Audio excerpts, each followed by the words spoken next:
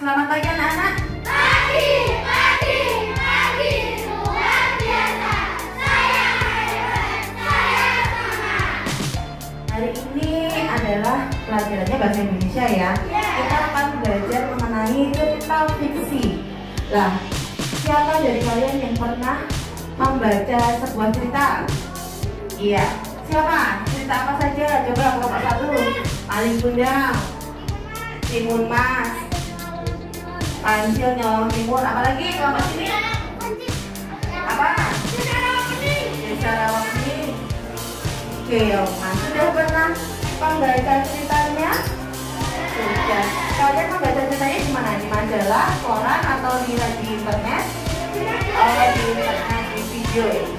Kalau sama di buku-buku. Iya. Nah, kita nanti akan belajar tentang cerita fiksi.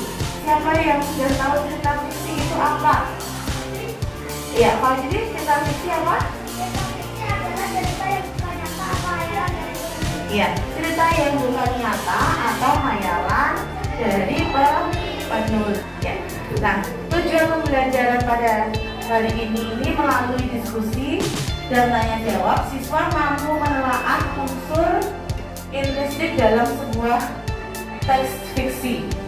Ya. Yang kedua, melalui pengamatan video cerita rakyat, siswa mampu menuliskan unsur intrinsik dalam sebuah cerita. Ketiga, melalui diskusi dan bermain peran, siswa mampu menceritakan kembali karya sastra yang mereka baca atau mainkan untuk dipresentasikan untuk unsur intrinsiknya dalam cerita itu. Keempat, melalui penugasan, siswa mampu menyajikan unsur intrinsik dalam sebuah karya sastra teks fiksi yang dituliskan sendiri. Nah, tadi pengertian cerita fiksi. Tadi sudah menjawab, tadi apa ceritanya? Iya, cerita yang bersifat imajinatif atau hayalan. Iya. Nah, cerita fiksi ini berasal dari hayalan penulis atau berdasarkan fakta.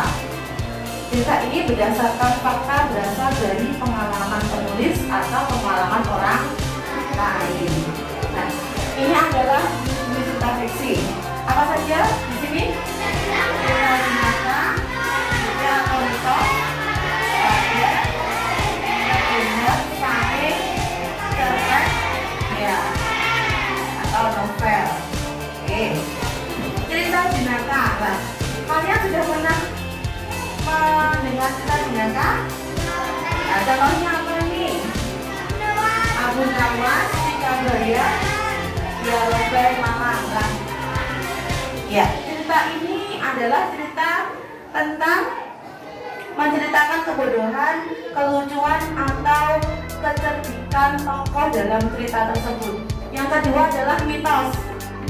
Mitos ini adalah cerita fiksi yang berhubungan dengan kepercayaan masyarakat. Contohnya seperti Joko Tarub dan Dewi Nawang, ya. Nyiroro Kidul. Itu adalah contohnya cerita mitos. Yang ketiga fabel. Siapa yang pernah membaca cerita fabel? Iya, cerita fabel itu adalah cerita yang menceritakan tentang hewan-hewan. Contohnya apa? Si kancil dan petani, kerbau dan buaya. Apalagi? Apa? Kucing dan tikus. Apalagi? Pura-pura cerdas. Itu adalah fabel ya, cerita tentang kehidupan hewan. Yang keempat adalah legenda. Legenda ini adalah cerita fiksi yang menceritakan tentang asal-usul tempat atau daerah. Contohnya seperti ya, asal-usul Rokne, terus Gunung Tangkuban Perahu, apalagi Danau Toba. Ya, baik anak-anak, kita lanjutkan ya. Ini yang kelima adalah Sake. Adalah cerita fiksi yang menceritakan tentang sejarah kepahlawanan atau keberanian. Contohnya adalah Simpeng. Sudah pernah melihat cerita Simpeng? Belum pernah. Terus Lutung Kasarung sudah pernah? Belum pernah ya. Yang keenam adalah cerpen, cerita pendek ya. Cerpen ini adalah cerita fiksi yang singkat dan sedikit padat yang menceritakan tentang kisah tokoh konflik yang dapat dibaca dalam sekali hidup ya. Yang ketujuh, novel. Novel ini adalah cerita fiksi yang menceritakan tentang kehidupan dan konflik seorang tokoh secara menyeluruh dalam imajinasi pengarang ya. Itulah adalah jenis-jenis dari cerita fiksi. Tadi apa yang pertama? Yang pertama tadi apa? Yang pertama apa tadi? Cerita jenaka. Terus? Apa lagi? Mitos, fabel, legenda, cerpen, kaki. Terus? Iya, itu adalah jenis-jenis dari cerita fiksi ya. Ini adalah contoh cerita fiksi nih. Apa ini? Coba diperhatikan. Nah, perhatikan cerita fiksi berikut ini. Nanti kamu akan menentukan ini cerita fiksinya ini jenisnya apa dan unsur-unsur intrinsipnya itu apa saja. Coba dilihat dan diperhatikan ya. Di zaman dahulu, di sebuah desa bernama Desa Lasem, tinggallah seorang wanita bernama Endang Sawitri.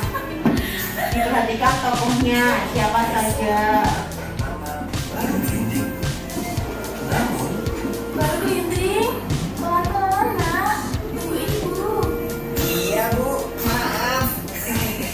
Anaknya tidak berwujud manusia, melainkan seekor naga. Hal itu membuat para tetangga menjadi takut. Wah, ayo ibu kaget ya. Dasar kamu ini, jangan seperti itu. Nanti orang-orang jadi takut sama kamu. Lihatlah itu. Lihatlah. Itu si Baru Grinting. Iya, wajahnya semakin seram. Seiring berjalannya waktu, Baru Grinting kian beranjak dewasa. Ia mulai berpikir siapakah ayahnya yang sebenarnya. Ia pun memberanikan diri bertanya pada Baru ibunya. Grinting itu adalah seekor naga. Tanyakan pada ibu. Ada apa nak? Iya. Tidak biasanya kamu seperti ini. Apa yang membuatmu gelisah? Sebenarnya siapa ayahku? Di mana dia sekarang? Tak tega melihat anaknya yang terus-menerus penasaran, sang ibu menjawab. Ayahmu adalah seorang raja bernama Ki Hajar Salokantara. Ini dia sedang bertapa di gua lereng Gunung Telomuyong. Mungkin ini sudah saatnya kamu menemuinya. Jangan lupa untuk menunjukkan kelintingan atau lonceng di lereng itu. Lonceng itu adalah peninggalan ayahmu. Itu merupakan bukti bahwa kau adalah anaknya. Setelah mendapat restu, Baru Grinting bergegas mendaki Gunung Telomuyong. Ia pun akhirnya sampai di puncak gua. Ia berhenti sejenak. Apakah ayahku benar ada di sini? Bagaimana jika dia tidak mau menemuiku? Sudahlah, yang penting aku masuk saja dulu. Di dalam gua, Baru Grinting melihat seorang petapa tua. Ia pun bertanya. Maaf, apakah Tuan adalah Ki Hajar Salokantara? "Ya, siapa kau?" Aku adalah Baru Grinting. Ibuku bernama Endang Sawitri. Kata ibu, kalung bimbingan ini adalah peninggalan Tuan dan menjadi bukti bahwa aku adalah anakmu, Tuan. Kau? Ki Hajar Salokantara diam sejenak. Kemudian dia berkata, "Kelintingan itu memang peninggalanku. Namun aku masih butuh bukti. Jika kau bisa melingkari Gunung Telomuyong ini dan bertapa selama 1 tahun, maka aku akan mengakumu sebagai anak." Baiklah, Tuan. Baru Grinting pun melaksanakan perintah Ki Hajar Salokantara. Dengan mudahnya, ia melingkarkan tubuhnya di Gunung Telomuyong. Kemudian, ia pun bertapa. Selama bertapa, Ia begitu khusyuk. Semakin lama, tubuhnya tertutupi oleh tanah, lumut, serta dedaunan. Tubuhnya kini hampir tidak terlihat. Suatu ketika, beberapa warga desa Patok melakukan perburuan di lereng bukit.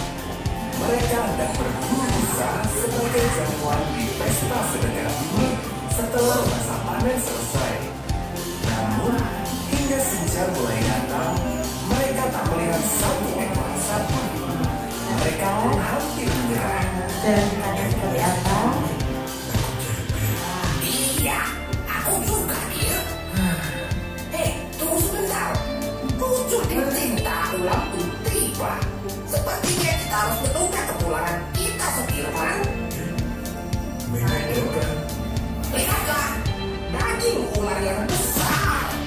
Ternyata, salah satu dari mereka melihat tubuh baru Keriting. Baiklah anak-anak, tadi sudah mendengarkan ceritanya? Iya, tentang apa tadi? Baru kita ini termasuk jenis cerita apa ini? Legenda. Legenda tadi apa? Cerita tentang apa legenda? Tentang menceritakan asal-usul daerah, ya, atau peristiwa, ya. Menceritakan peristiwa atau asal-usul dari daerah. Itu adalah legenda.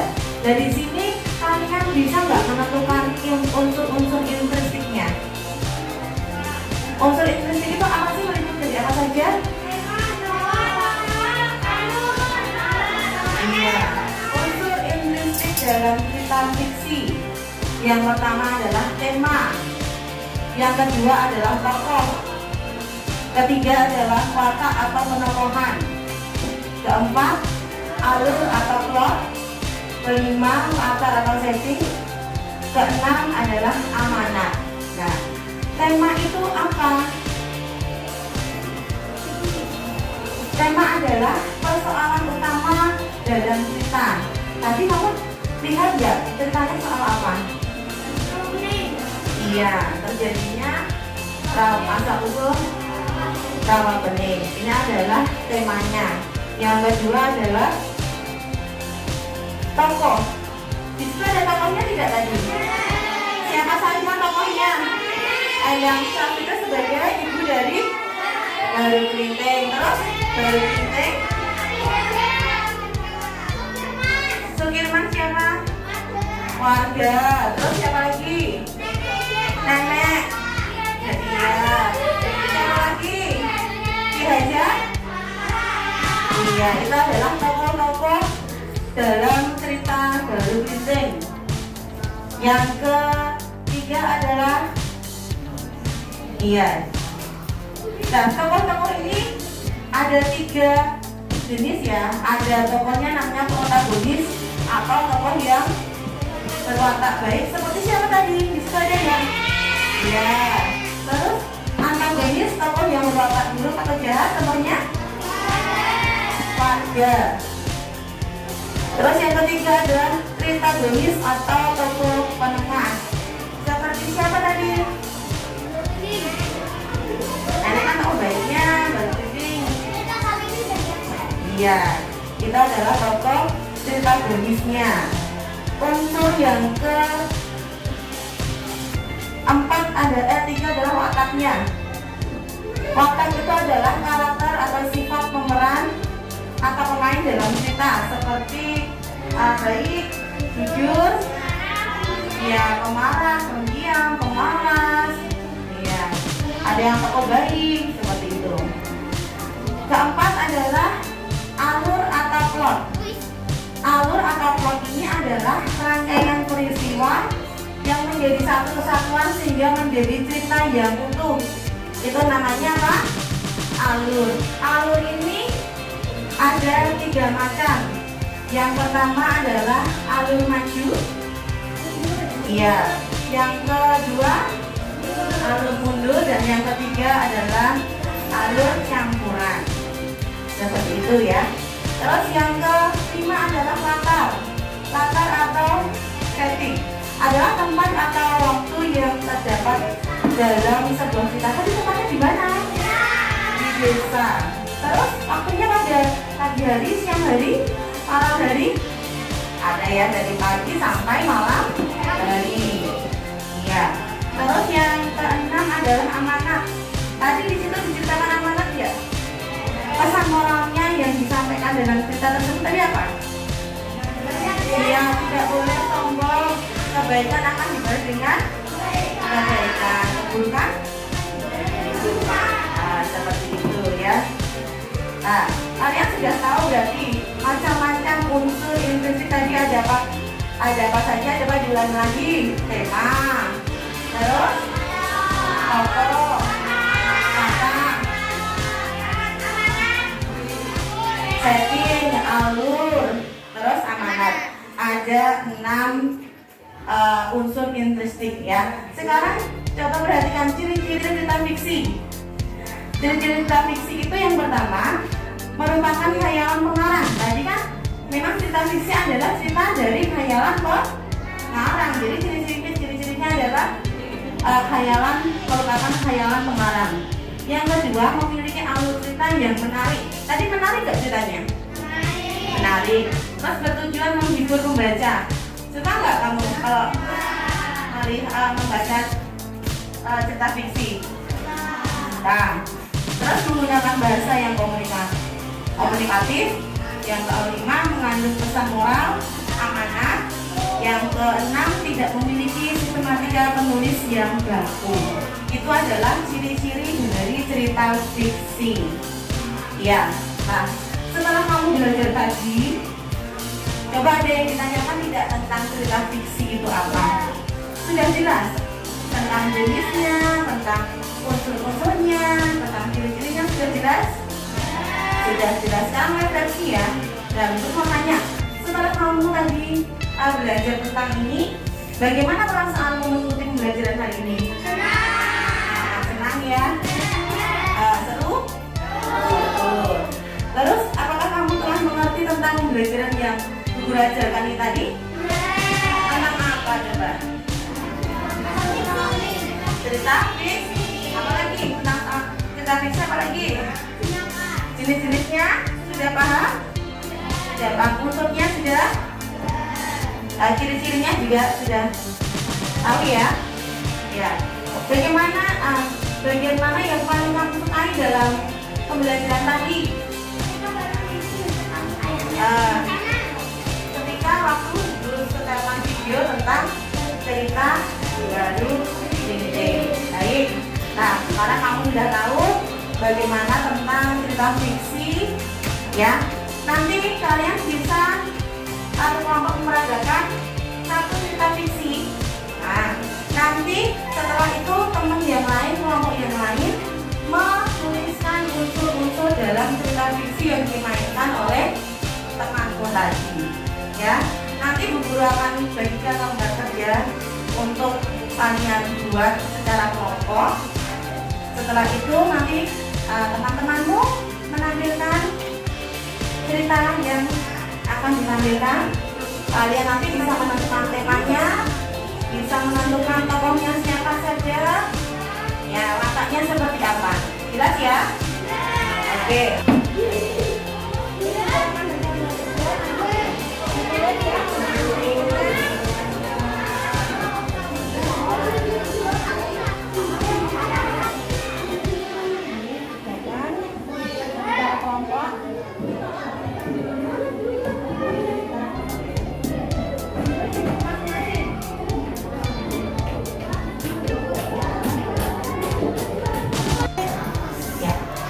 Anak-anak setelah tadi mendengarkan cerita tentang baru keriting, anak-anak bisa memperagakan nggak cerita baru keriting ini tadi? Bisa ya? Ya, coba untuk kelompok 1 nanti memperagakan cerita baru keriting yang barusan kita lihat di video tadi. Nah, untuk kelompok 2, 3, dan 4 nanti anak-anak memperhatikan ya, memperhatikan kembali cerita tentang baru keriting. Nah, anak-anak nanti menulis ini temanya apa, menentukan temanya, menentukan tokoh-tokohnya, wataknya, amanatnya seperti apa, nanti ditulis di lembar kerja siswa tadi yang Bu Guru bagikan. Jelas ya? Ya. Coba kelompok 1 maju dulu memperagakan tentang cerita baru keriting. Ya. Ini diperkenalkan nanti tokoh-tokohnya siapa saja. Ya. Ini lihat penampilan dari teman-teman kalian ya. Ya, dia akan memperagakan cerita tentang baru Gendeng. Iya. Mengulang cerita yang tadi.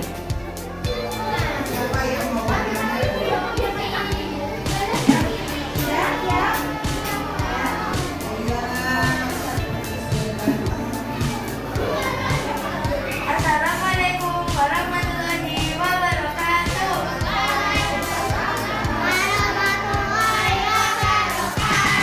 Selamat pagi teman-teman. Kami dari kelompok 1 akan menceritakan cerita legender dari Jawa Tengah. Selamat mendengarkan ya. Pada zaman dahulu di desa Kasem hidup seorang gadis bernama Endang Sawitri. Tak ada yang tahu bahwa Endang Sawitri punya seorang suami namun dia hamil. Tak lama kemudian ia melahirkan dan yang sangat mengejutkan penduduk desa karena yang dilahirkan bukan seorang bayi melainkan seekor naga. Anehnya naga itu bisa berbicara seperti halnya manusia. Naga itu diberi nama Baruti.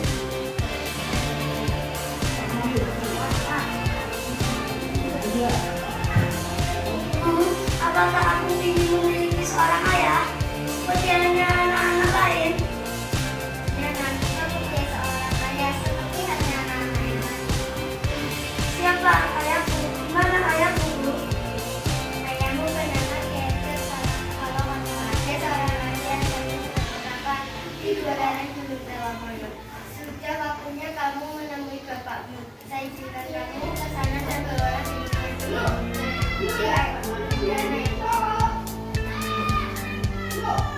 Dengan senang hati, Baruti berangkat ke pertapaan Ki Raja Salakatara.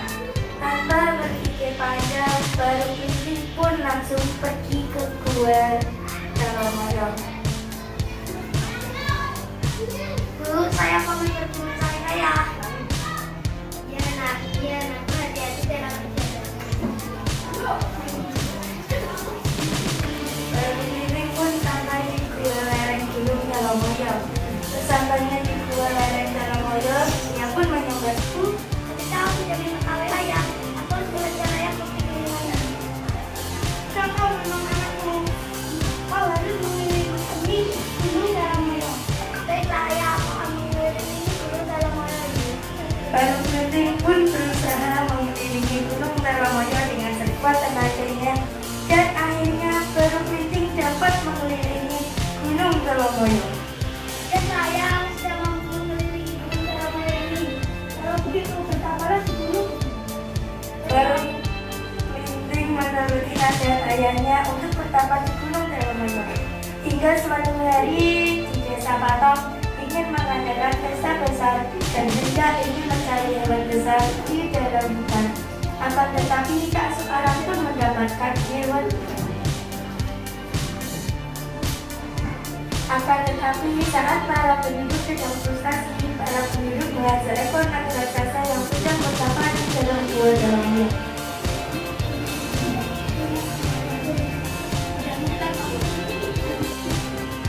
Lihatlah, aku melihat seekor naga yang sedang bertapa.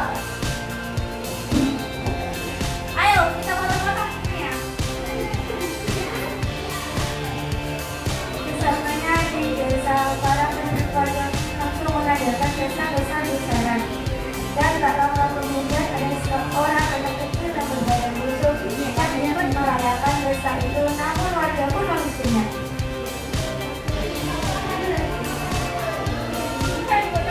Pergi dari sini, kalau tak pergi nanti akan tusuk kamu. Kenapa kalian jahat kepadaku? Saya hanya ingin meminta sedikit makanan. Terima kasih untukku sudah busuk, tak pergi dari sini. Baruti pun pergi meninggalkan desa itu dengan rasa kecewa. Kemudian Baruti berjalan menuju ke tengah hutan dan ia melihat hewan dan mengambilnya. Ternyata di buku itu ditetapi oleh seorang nenek. Nek, apakah aku boleh meminta makanannya, Nek? Boleh nak, kemarilah. Silakan masuk, jaga bos. Namamu siapa, Riri? Namaku Baru Ginting, Nek. Nek, bila nenek nanti mendengar suara gemuruh, nenek akan langsung ya, Nek. Saya pamit dulu. Iya, nak. Baru Ginting kembali ke desa yang sedang pesta dan para warga pun mengusirnya. Hei bocah busuk, kenapa kau kembali ke sini? Cepat pergi dari sini. Pergi kau bocah busuk, cepat pergi dari sini. Saya akan pergi dari sini bila saya bisa mencabut di sini. Lalu sambil menatap kelinci itu ke sana. Kalau ini bocah busuk, sini aku yang akan cabut. Wah, jadi nggak bisa cabut. Dan aku saja yang mencabutnya.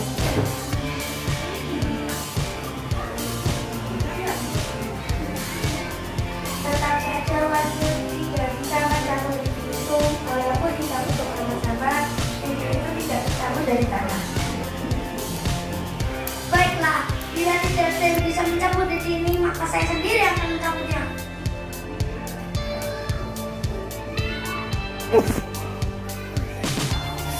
Keajaiban terjadi jikalau semua warga tidak mampu mencabut lidi itu. Namun baru milik kecil muda dapat mencabut lidi itu dari tanah. Dan ketika lidi itu tercabut, keluarlah air yang deras sehingga membanjiri tempat itu hingga seluruh desa terbelah.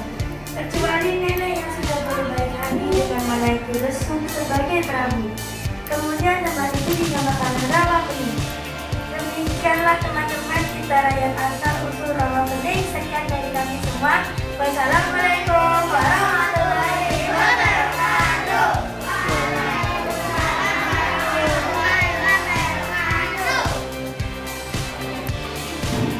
Demikianlah teman-teman kita rakyat asal usul rawa bening.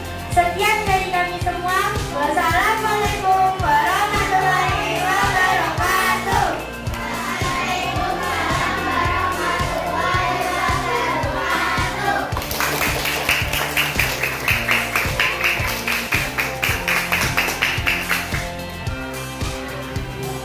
Perkenalkan, nama saya Kaya Sarapati. Saya berperan sebagai moderator.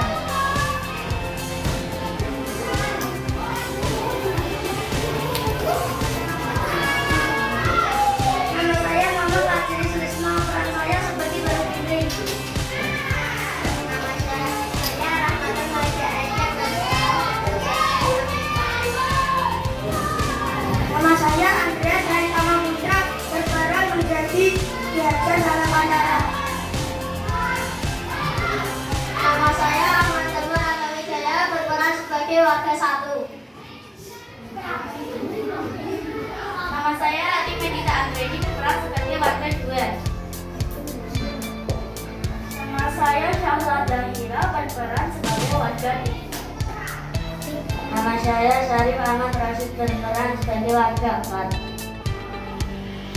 Nama saya Andra Aulia Nibila, berperan sebagai nenek. Ya, tepuk tangan sekali lagi buat semuanya yang sudah membicarakan kita tentang Baru Ginting. Ya, silakan duduk kembali anak-anak. Ya, terima kasih. Ya, bagaimana anak?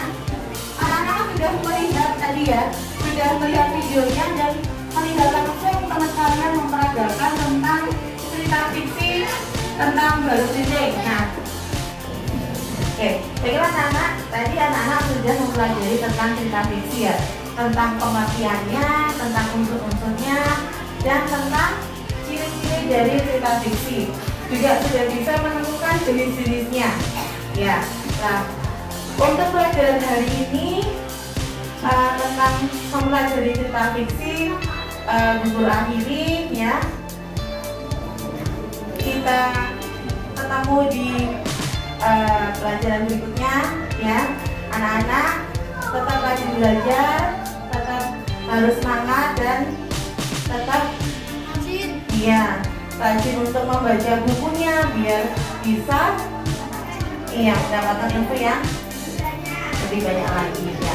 Demikian dari Ibu. Wassalamualaikum warahmatullahi wabarakatuh.